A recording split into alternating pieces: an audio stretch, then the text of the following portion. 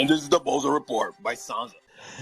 Hey, we got Bitcoin at 27,965, just hovering right under 28,000, down about 2% in the last 7 days. And then we got Ethereum at 1860. Again, really interested to see it staying above the $1,800 wall. I'm curious if it stays here much longer. Is it going to go above 1,900? Is it going to break 2,000 again? I don't know. I'm just waiting for it until it becomes cash outable for me. For me, that means 3K. Some of you are like, I'm good with cashing out around here. Go for it. Just remember, you make sure you DCA out if you have more liquidity than you know what to do with it.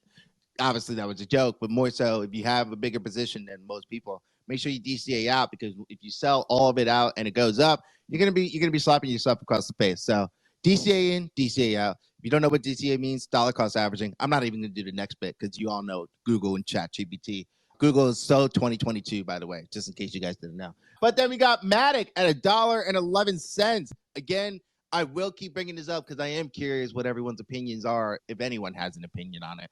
The discoverability of Matic. Is it enough?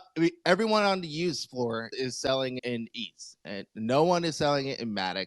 Does that really matter? Because at the end of the day, NFTs are a small part of it. So you got to think, does Polygon have something else in the cards for Matic? Right? Are they going to get to a point where they require people to sell in Matic? I don't know. It's an interesting topic. Then we got Solana at $20.49. Again, I love to see it just hanging around here. It seems like it's a happy place right now. I think that's something that some people might be happy about, some people might be sad about. But Dup says $50 by the end of the year. He is not an alpha caller, nor will he ever proclaim that he is, but he is. He's had some pretty good predictions, one of them being Claynosaurs at 25 Solana floor. And right now it is at 90 Solana floor. Really, really cool to see in the number 4 spot of popular collections, with the V Friends derivative, ABC, in number 1. And then NYOP, the Nakamigos knockoff on Solana. Again, crazy. They literally just said copy, paste MFR. That's what we're doing today. And it's at 8 Solana floor. So I'm not too sure how well this is working out for them. And then we got the Generate 8 Academy in number 3 spot. Some honorable mentions: Wolf Capital at 8 Solana floor, and Famous Fox Federation at a 65 Solana floor. Still up in general. I want to say Wolf Capital's up about 2 to 3 Solana. Famous Fox Federation up about 15 Solana from the last few weeks of it being up. Last few weeks from, just in general, people kind of discovering them and the migration happening. And it's just really interesting to see that it's still holding up really well. Again, just crazy builders. They're doing really well. I'm overall impressed. If I ever can have a little bit more liquidity to spare, those are the projects that I'm looking into: Claynosaurs and Famous Fox Federation more particularly. Then we got some honorable mentions here. Other side vessels still hovering about that 0.35 ETH floor. Again, I talked about this yesterday. It's a little complicated. By complicated, I mean that I have another D's. I'm trying to offload it, and for some reason, I didn't get more ETH than I wanted, so I'm fudding it. I'm leaving it unclaimed for my Ds because I want to see if the Ds end up being worth more. So I'm interested. Other than that, Nakamigos jumping back up to 0.81 ETH floor. Again, super interesting to see that. I think there are some news about it. But other than that, honorable mention here, Youth at a 1.9 ETH floor.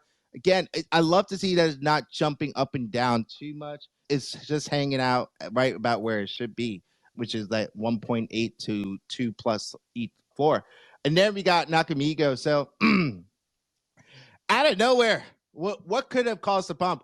10 KTF, the project we all know and love for its very complicated ecosystem, and yet we still encourage it. But they out of nowhere posted a photo of, Nakamigos. This project kind of came out of nowhere, and now all of a sudden it's part of the 10 KTF ecosystem. So I think that's what caused the big pump. I could be wrong, but other than that, some honorable news there is Memeland. Crazy. Announced plans to set up 69 validators for Ethereum's upcoming hard fork on April 12th. I'm not going to act like I understand or can tell you the details of this hard fork, but quite simply, what matters here is that they hold most of their treasury in ETH. They plan to set up 69 validators to help secure the Ethereum network, earn rewards, and I quote, dog food steak land. So basically, they plan to take everything from it and then pass it along to the people who stake on meme land. And that's really, really interesting because it finally answers the question, how are they planning on rewarding their holders in a feasible and sustainable way?